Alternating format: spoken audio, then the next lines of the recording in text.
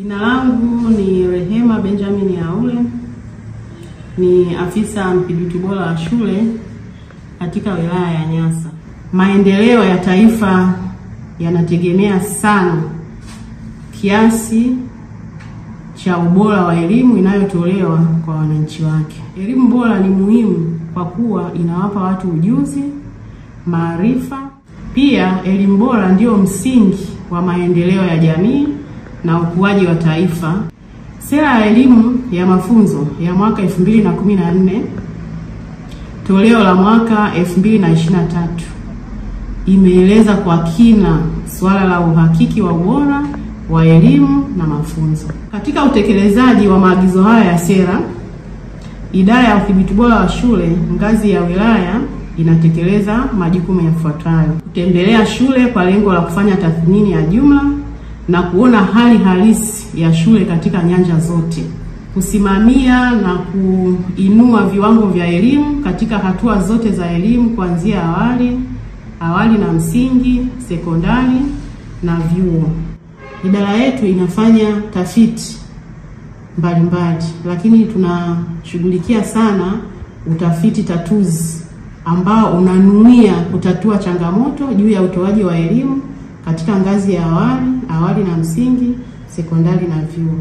Idara yetu huwa inakaa vikao na wadau mbalimbali, kwa mfano kamati ya shule, bodi ya shule, tunakaa pia na wazazi, lakini tunapata nafasi ya kukaa na walimu na wanafunzi. Naweza nikasema kwamba idara ya udhibiti bora wa shule ni jicho la Wizara ya Elimu, Sayansi na Teknolojia. Hii ni kwa sababu idara hii inafanya kazi kama mwangalizi wa shughuli zote za elimu katika ngazi husika kwa niaba ya Wizara ya Elimu, Sayansi na Teknolojia.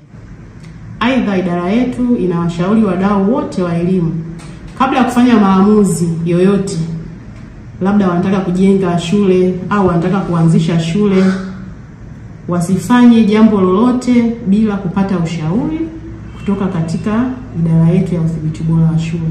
Hii itasaidia sana kupunguza changamoto za kufanya maamuzi yasiyo ya kitaalamu. Ofisi ya udhibiti bora wa shule inatoa wito kwa wadau wote wa elimu, wakiwemo walimu na wananchi wote, kuwa ofisi zetu zipo wazi na wanakaribishwa. Kwa kumaliza, niseme kwamba kazi za idara ya udhibiti bora wa shule zinachangia moja kwa moja katika kuinua viwango vya elimu nchini, na sisi kama udhibiti bora wa shule tunayo furaha kuwa sehemu ya jitihada hizo chini ya maono ya Dr. Samia Suluhu Hassan, Rais wa Jamhuri ya Muungano wa Tanzania, ambaye ametoa mwanga wa elimu bora kwa kila mtoto wa Tanzania.